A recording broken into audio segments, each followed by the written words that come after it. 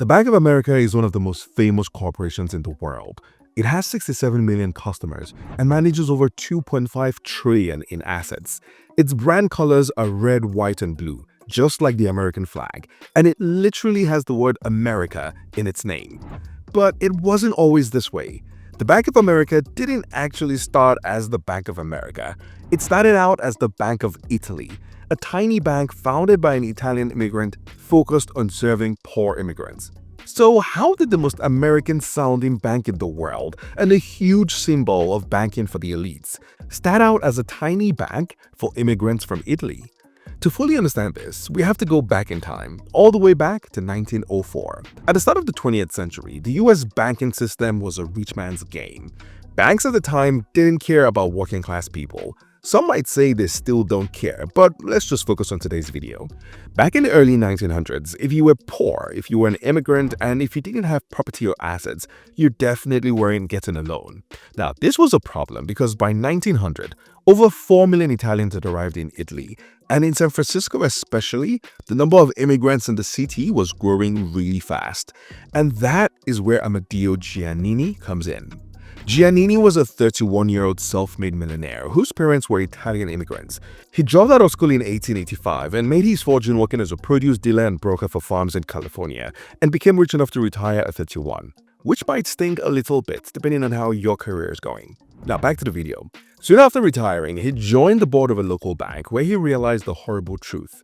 The bank actively avoided serving immigrants, and so Giannini quit in protest, and in October of 1904, he opened his own bank to serve immigrants in San Francisco. He called it the Bank of Italy.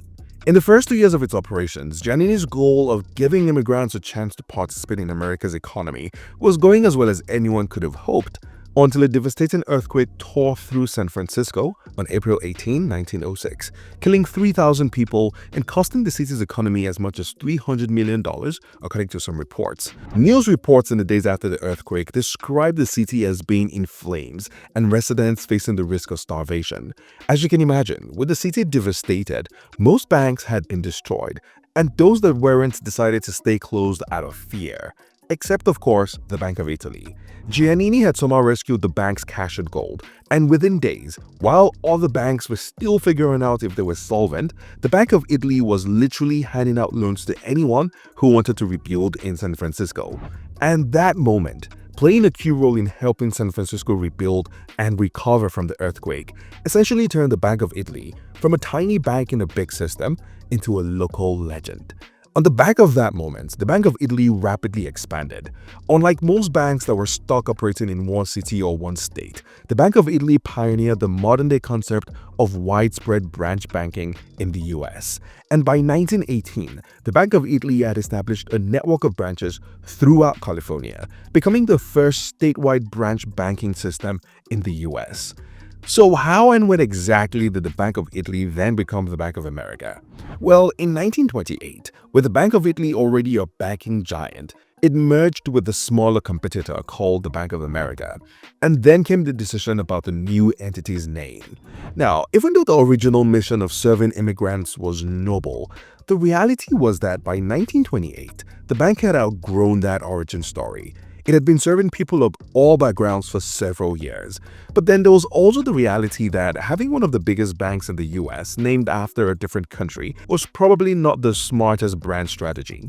And so in 1930, the Bank of Italy, already one of the largest banks in America at the time, changed its name and became the Bank of America. Today, the Bank of America is one of the most important financial institutions, not just in the US, but across the world. And yet, the next time you walk into a Bank of America branch or ATM, or even see the logo on the stadium, remember, it might be known as the Bank of America today, but originally, it started out as the Bank of Italy.